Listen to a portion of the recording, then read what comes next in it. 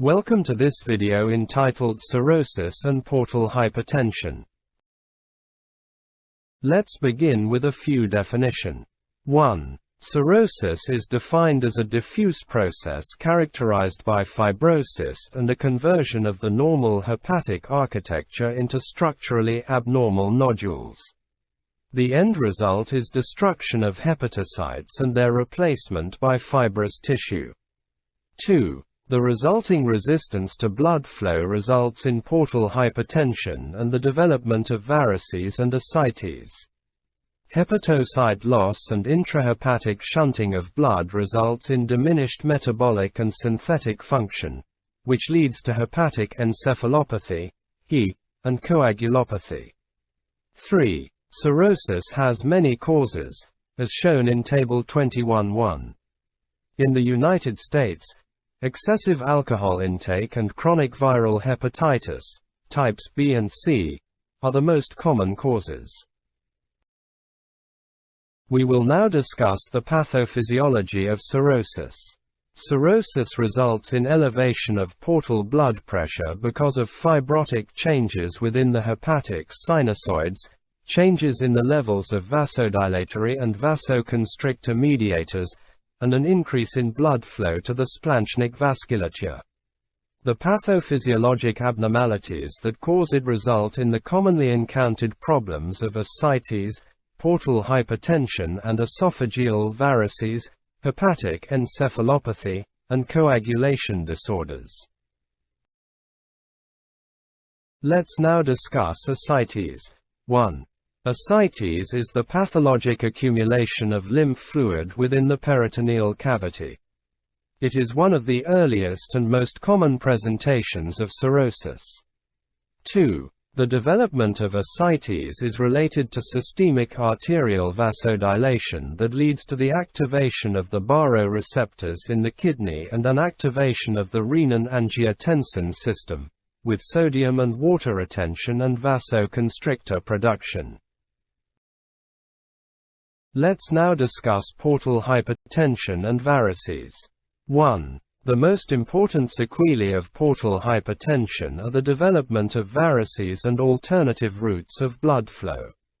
Patients with cirrhosis are at risk for varices when portal pressures exceed the vena cava pressure by greater than or equal to 12 mm of mercury. 2.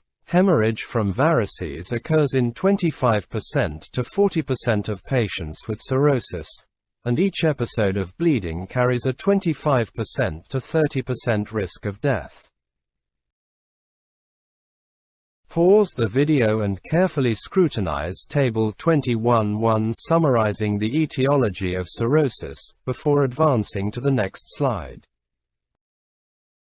Let's now take a closer look at hepatic encephalopathy.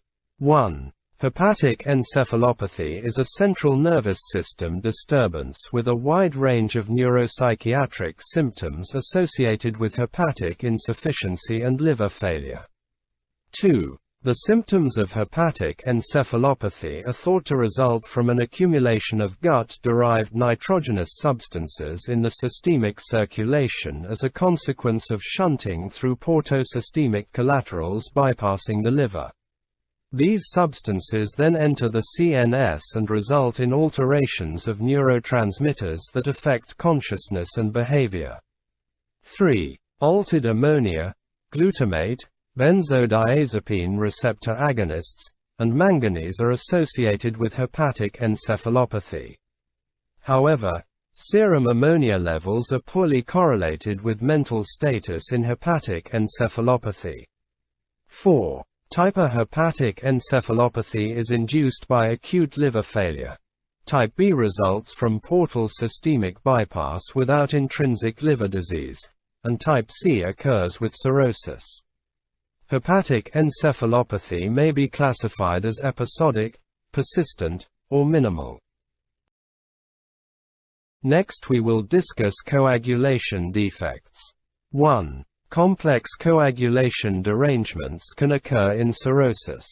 These derangements include the reduction in the synthesis of coagulation factors, excessive fibrinolysis, disseminated intravascular coagulation, thrombocytopenia, and platelet dysfunction. 2. Vitamin K-dependent clotting factor, including factor VII, is affected early. 3. The net effect of these events is the development of bleeding diathesis. Next we will discuss the clinical presentation of cirrhosis. 1. The range of presentation of patients with cirrhosis may be from asymptomatic with abnormal laboratory tests to acute life-threatening hemorrhage. 2. Table 21.2 describes the presenting signs and symptoms of cirrhosis. 3. Jaundice is often a late manifestation of cirrhosis, and its absence does not exclude the diagnosis. The classic signs of cirrhosis, such as palmar erythema, spider angiomata, and gynecomastia, are neither sensitive nor specific for the disease.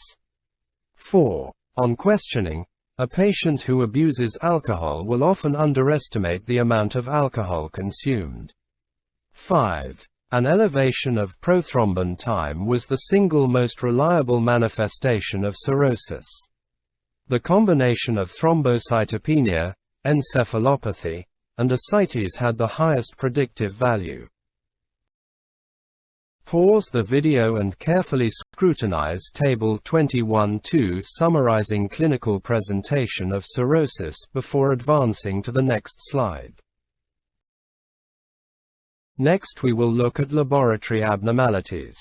1. Routine liver assessment tests include alkaline phosphatase, bilirubin, aspartate transaminase, alanine transaminase, and gamma-glutamyl transpeptidase, abbreviated as GGT.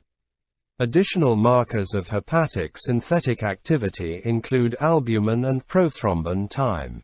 The substances are typically elevated in chronic inflammatory liver diseases such as hepatitis C, but may be normal in others with resolved infectious processes.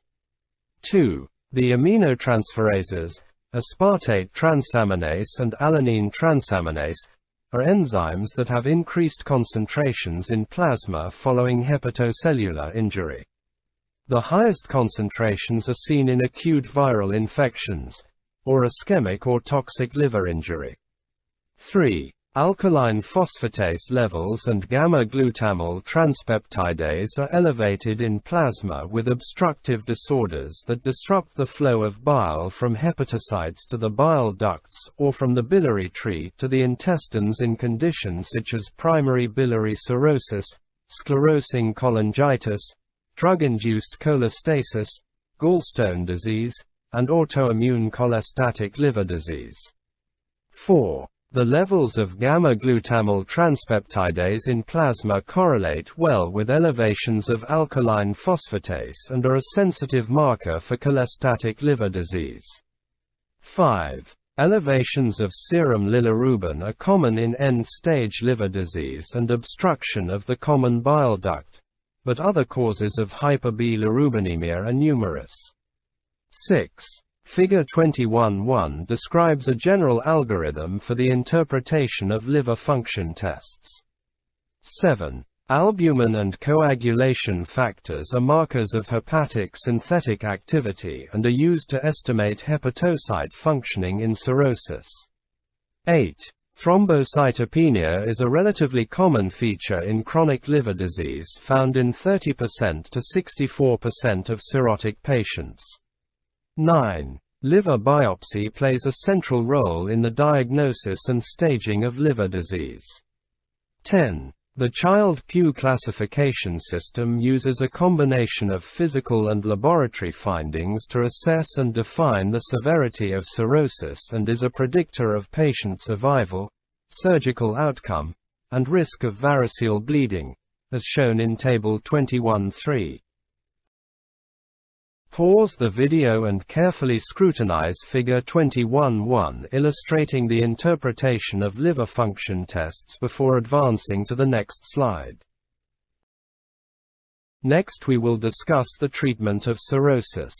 Let's begin with the desired outcome. 1. Clinical improvement or resolution of acute complications, such as variceal bleeding, and resolution of hemodynamic instability for an episode of acute variceal hemorrhage. 2. Prevention of complications, achieving adequate lowering of portal pressure with medical therapy using beta-adrenergic blocker therapy, or supporting abstinence from alcohol. Next we will discuss the general approaches. 1. Identify and eliminate the causes of cirrhosis, e.g., alcohol abuse. 2. Assess the risk for variceal bleeding and begin pharmacologic prophylaxis, where indicated, reserving endoscopic therapy for high-risk patients or acute bleeding episodes. 3. The patient should be evaluated for clinical signs of ascites and managed with pharmacologic treatment, e.g., diuretics, and paracentesis. Careful monitoring for spontaneous bacterial peritonitis, abbreviated as SBP, should be employed in patients with ascites who undergo acute deterioration. 4. Hepatic encephalopathy is a common complication of cirrhosis and requires clinical vigilance and treatment with dietary restriction, elimination of CNS depressants, and therapy to lower ammonia levels. 5. Frequent monitoring for signs of hepatorenal syndrome, pulmonary insufficiency, and endocrine dysfunction is necessary. Pause the video and carefully scrutinize Table 21.3 summarizing criteria and scoring for the Child-Pugh grading of chronic liver disease before advancing to the next slide. Next we will look at the management of portal hypertension and variceal bleeding. The management of varices involves 3 strategies. 1. Primary prophylaxis to prevent rebleeding. 2. Treatment of variceal hemorrhage, and 3. Secondary prophylaxis to prevent rebleeding in patients who have already bled. Let's now look at primary prophylaxis. 1. The mainstay of primary prophylaxis is the use of non-selective beta-adrenergic blocking agents such as propranolol or nadolol. These agents reduce portal pressure by reducing portal venous inflow via 2 mechanisms: decrease in cardiac output, and decrease in splanchnic blood flow. They prevent bleeding, and there is a trend toward reduced mortality. 2. Beta-adrenergic blocker therapy should be continued for life, unless it is not tolerated, because bleeding can occur when therapy is abruptly discontinued. 3. All patients with cirrhosis and portal hypertension should be considered for endoscopic screening, and patients with large varices should receive primary prophylaxis with beta-adrenergic blockers. 4. Therapy should be initiated with propranolol, 10 mg 3 times daily, or nadolol, 20 mg once daily, and titrated to a reduction in resting heart rate of 20% to 25%, an absolute heart rate of 55 to 60 beats per minute, or the development of adverse effects. 5. Endoscopic band ligation, abbreviated as EBL, should be considered in patients with contraindications or intolerance to beta-adrenergic blockers. 6. There is insufficient evidence to recommend nitrates in addition to beta-adrenergic blockers to further lower portal pressure. Next we will look at acute variceal hemorrhage. 1. Figure 21.2 presents an algorithm for the management of variceal hemorrhage. Evidence-based recommendations for selected treatments are presented in Table 21.4. 2. Initial treatment goals include the following. 1. Adequate fluid resuscitation. 2. Correction of coagulopathy and thrombocytopenia. 3. Control of bleeding. 4. Prevention of rebleeding. And 5. Preservation of liver function. 3. Prompt stabilization and aggressive fluid resuscitation of patients with active bleeding are followed by endoscopic examination. Airway management is critical. 4. The American College of Gastroenterology recommends esophago-gastroduodenoscopy employing endoscopic injection sclerotherapy or endoscopic band ligation, abbreviated as EBL, of varices as the primary diagnostic and treatment strategy for upper gastrointestinal tract hemorrhage secondary to portal hypertension and varices. 5. Fluid resuscitation involves colloids initially and subsequent blood products. 6. Vasoactive drug therapy, using somatostatin, octreotide, or terlipressin, to stop or slow bleeding is routinely employed early in patient management to allow stabilization of the patient and to permit endoscopy to proceed under more favorable conditions. These agents decrease splanchnic blood flow and reduce portal and variceal pressures, without significant adverse effects. 7. Treatment with octreotide or somatostatin should be initiated early to control bleeding and facilitate endoscopy. Octreotide is preferred and is administered as an IV bolus of 50 to 100 micrograms and is followed by a continuous infusion of 25 micrograms per hour, up to a maximum rate of 50 micrograms per hour. Patients should be monitored for hypo or hyperglycemia. 8. Vasopressin, alone or in combination with nitroglycerin, can no longer be recommended as first-line therapy for the management of variceal hemorrhage. Vasopressin causes non-selective vasoconstriction and can result in hypertension, severe headaches, coronary ischemia, myocardial infarction, and arrhythmias. 9. Antibiotic therapy should be used early to prevent sepsis in patients with signs of infection or ascites. 10. Endoscopic band ligation is the recommended form of endoscopic therapy for acute variceal bleeding, although endoscopic injection sclerotherapy, injection of 1 to 4 ml of a sclerosing agent into the lumen of the varices, may be used if the ligation is technically difficult. Endoscopic band ligation is often used for upper gastrointestinal tract hemorrhage secondary to portal hypertension and varices. 11. If standard therapy fails to control bleeding, a salvage procedure such as balloon tamponade, with a Sengstaken-Blakemore tube, transjugular intrahepatic portosystemic shunt, or surgical shunting is necessary. Prevention of rebleeding. 12. Beta-adrenergic blockers along with endoscopic band ligation is the best treatment option for prevention of rebleeding. 13. In patients without contraindications, beta-adrenergic blocking agents should be the initial step in prevention of rebleeding, along with endoscopic band ligation. Use of a long-acting beta-adrenergic blocker, such as nadolol, is usually recommended to improve compliance, and gradual, individualized dose escalation may help to minimize side effects. A decrease in hepatic venous pressure gradient to less than 12 mm of mercury or a reduction of more than 20% from baseline are considered therapeutic targets. 14. Propranolol may be given at 20 mg 3 times daily, or nadolol, 20 to 40 mg once daily, and titrated weekly to achieve a goal of heart rate 55 to 60 beats per minute or a heart rate that is 25% lower than the baseline heart rate. Patients should be monitored for evidence of heart failure, bronchospasm, or glucose intolerance. 15. For patients who fail to achieve sufficient reductions in portal pressure with beta-blocker therapy alone, combination therapy with isosorbide mononitrate may more effectively lower portal pressures. Pause the video and carefully scrutinize Figure 21.2 illustrating the management of acute variceal hemorrhage before advancing to the next slide.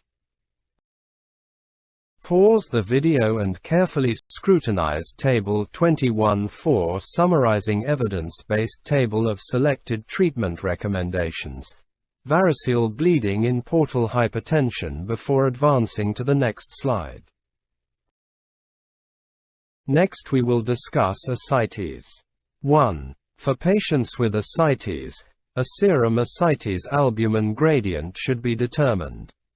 If the serum ascites albumin gradient is greater than 1.1, portal hypertension is present with 97% accuracy. 2. The treatment of ascites secondary to portal hypertension includes abstinence from alcohol, sodium restriction, and diuretics. Sodium chloride should be restricted to 2 grams per day.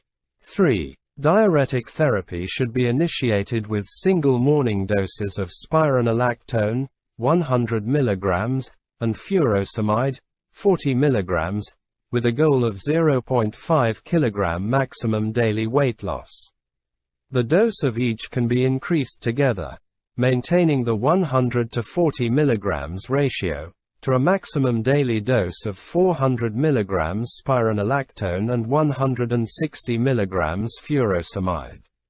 4. If tense ascites is present, a 4 to 6 liter paracentesis should be performed prior to institution of diuretic therapy and salt restriction. 5. Patients who experience encephalopathy, severe hyponatremia despite fluid restriction, or renal insufficiency should have diuretic therapy discontinued. 6. Liver transplantation should be considered in patients with refractory ascites. Pause the video and carefully scrutinize Table 21.5 summarizing treatment goals, acute and chronic hepatic encephalopathy before advancing to the next slide.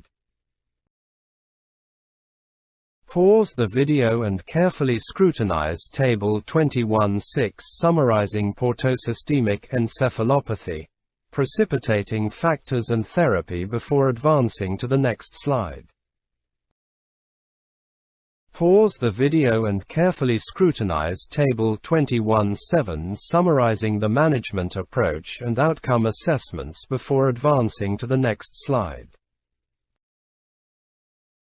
Next we will discuss spontaneous bacterial peritonitis. 1. Antibiotic therapy for prevention of spontaneous bacterial peritonitis should be considered in all patients who are at high risk for this complication. Those who experience a prior episode of spontaneous bacterial peritonitis or variceal hemorrhage, and those with low protein ascites. 2. Patients with documented or suspected spontaneous bacterial peritonitis should receive broad-spectrum antibiotic therapy to cover Escherichia coli, Klebsiella pneumoniae, and Streptococcus pneumoniae. 3. Cefotaxime, 2 grams every 8 hours, or a similar third-generation cephalosporin is considered the drug of choice. Oral ofloxacin, 400 mg every 12 hours, is equivalent to IV cefotaxime. Next we will look at hepatic encephalopathy. 1. Table 21.5 describes the treatment goals for hepatic encephalopathy. 2. The first approach to treatment of hepatic encephalopathy is to identify any precipitating causes. Precipitating factors and therapy alternatives are presented in Table 21.6. 3. Treatment approaches include the following. 1. Reduction of blood ammonia concentrations by dietary restrictions, and drug therapy aimed at inhibiting ammonia production or enhancing its removal, lactulose and antibiotics, and 2. Inhibition of gamma-aminobutyric acid benzodiazepine receptors by flumazenil. 4. Approaches to reducing blood ammonia concentrations include: in patients with acute hepatic encephalopathy, limit protein intake to 10 to 20 grams per day while maintaining the total caloric intake. Protein intake can be titrated by increasing 10 to 20 grams per day every 3 to 5 days to a total of 0.8 to 1 gram per kilogram per day. With chronic hepatic encephalopathy, Restrict protein intake to 40 grams per day. 5. In episodic hepatic encephalopathy, lactulose is initiated at 45 ml every hour, or 300 megaliters lactulose syrup with 700 ml water given as a retention enema, until catharsis begins. The dose is then decreased to 15 to 30 ml orally every 8 to 12 hours and titrated to produce 2 to 3 soft, acidic stools per day. 6. Antibiotic therapy with metronidazole or neomycin is reserved for patients who have not responded to diet and lactulose. 7. Zinc acetate supplementation, that is, 220 mg twice daily, is recommended for long-term management in patients with cirrhosis who are zinc deficient. 8. Other adjunctive therapies that may be considered for patients refractory to standard therapy include L-ornithine L-aspartate or flumazenil 0.2 mg up to 15 mg IV. Lastly, we will discuss evaluation of therapeutic outcomes. Table 21.7 summarizes the management approach for patients with cirrhosis, including monitoring parameters and therapeutic outcomes. Thank you.